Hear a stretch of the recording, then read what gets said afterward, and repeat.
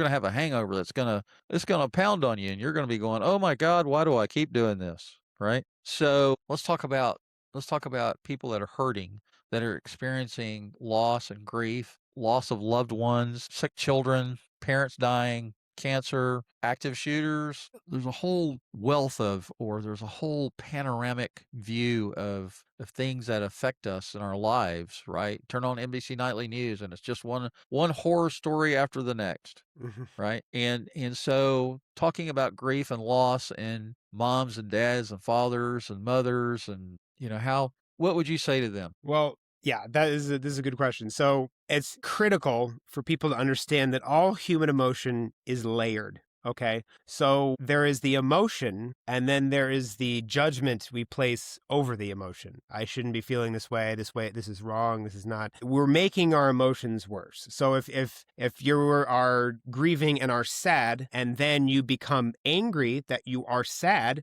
well, now you're hysterical. So it is very important when dealing with emotions to know what is going on and not to judge the emotion that's coming up. And it's important to know that emotions are emotions. Let's stop labeling them as this is bad because it feels uncomfortable. It's not bad. It is a normal part of being here. We're here to feel. We're here. That's why we're here, to experience emotion. It's all about emotion here. We're here to experience emotion so that we can grow spiritually. So it's important to feel, and also to not use a pain ducker all the time when we're not feeling.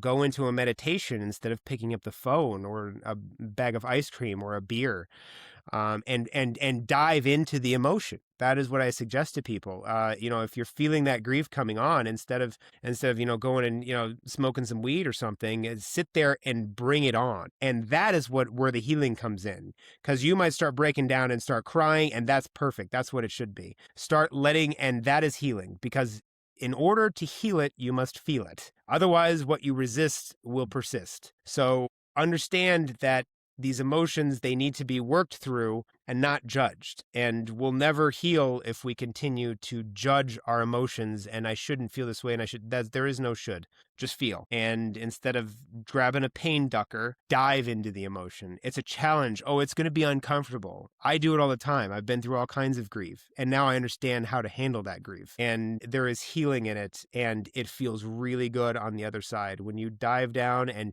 you have a great cry, I cry for grief, but I'll cry in gratitude too. And I cry a lot, and I'm cool with that. And I like it. And because I feel better afterwards. So that is the biggest thing I would tell people, is not to be afraid of the emotions. Dive into them and stop judging them. Well, this being Father's Refuge, I want this to be a safe place for dads, for fathers. And I'm a child of the 80s, 70s and 80s, and I was taught as a child that men pull themselves up by their bootstraps and they make of life what they're going to make of it. Suck it up, buttercup. If you want to cry, I'll give you a reason to cry, and all of these platitudes, that we all remember. And men have been told for so long that it's not healthy to be emotional, to work on your emotions or have any kind of emotional intelligence, right? And I think they've been taught for so many years to compress that those emotions and push those emotions down, and don't acknowledge those emotions and don't deal with it. And when you're going through grief and loss, those emotions are going to come out one way or the other. You're either going to embrace those emotions and learn how to deal with them in a healthy way, or you're going to turn into a nuclear fission and you're just going to blow up, right?